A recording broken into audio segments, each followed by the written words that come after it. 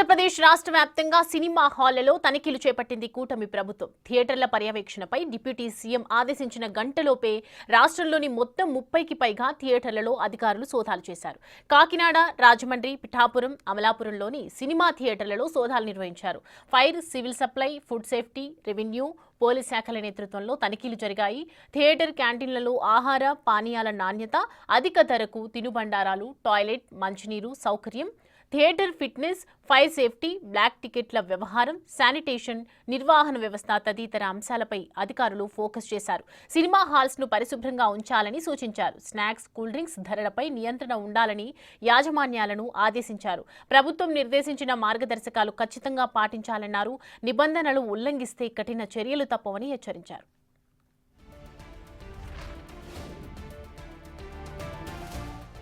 ఈ అంశానికి సంబంధించి పూర్తి డీటెయిల్స్ మా ప్రతినిధి శివ అందిస్తారు.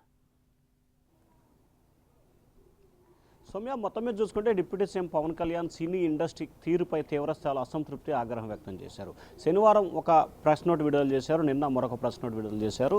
ఈ రెండు ప్రెస్ నోట్ల సారాంశం సినిమా ఇండస్ట్రీలో కొంతమంది వ్యవహరిస్తున్న తీరుపై ఆయన తీవ్రస్థాయిలో ఆగ్రహం, అసంతృప్తి వ్యక్తం చేశారు.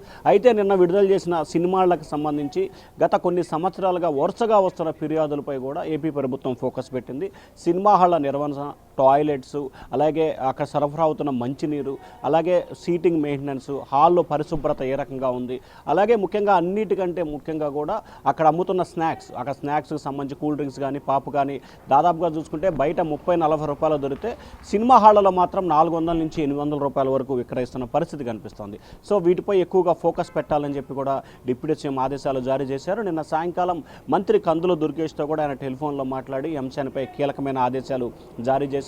డిప్యూటీ సీఎం ఏదైతే ప్రకటన చేసిన గంటల వ్యవధిలోనే రాష్ట్ర వ్యాప్తంగా విజయవాడ, కాకినాడ, విశాఖపట్నం, రాజమండ్రితో పాటుగా తిరుపతి ప్రాంతాల్లో మొత్తం 30 నుంచి 35 థియేటర్లో అధికారులు తనిఖీలు నిర్వహించారు. కొన్ని చోట్ల నాణ్యత పరిమాణాలు ఏమాత్రం కూడా పాటించలేదు, కొన్ని చోట్ల అధిక ధరలకు విక్రయిస్తున్నారని, మరికొన్ని చోట్ల కనీసం టాయిలెట్స్, మరుగుదొడ్లు, మంచినీరు లేదని చెప్పి కూడా వాళ్ళందరికీ కూడా నోటీసులు ఇవ్వాలని చెప్పి నిర్ణయం తీసుకున్నారు. నిన్న తనిఖీ చేసిన థియేటర్లో సగానికి పైగా కూడా నోటీసులు ఇవ్వాలని చెప్పి అధికారులు నిర్ణయం తీసుకున్నట్టు తెలుస్తూ ఉంది. చాలా చోట్ల ఏమాత్రం కూడా వసతులు కానీ సౌకర్యాలు లేని పరిస్థితి కనిపిస్తుంది. వీటన్ని తక్షణమే మార్చాలని చెప్పి స్పష్టమైన ఆదేశాలు అయితే అధికారులు ఆదేశాలు జారీ చేసిన పరిస్థితి కనిపించింది.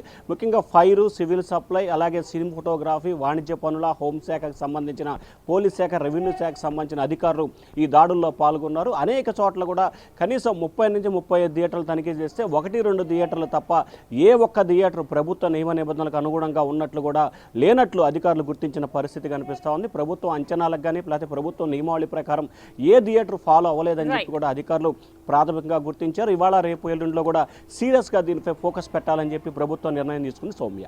Right Shiva, thanks for the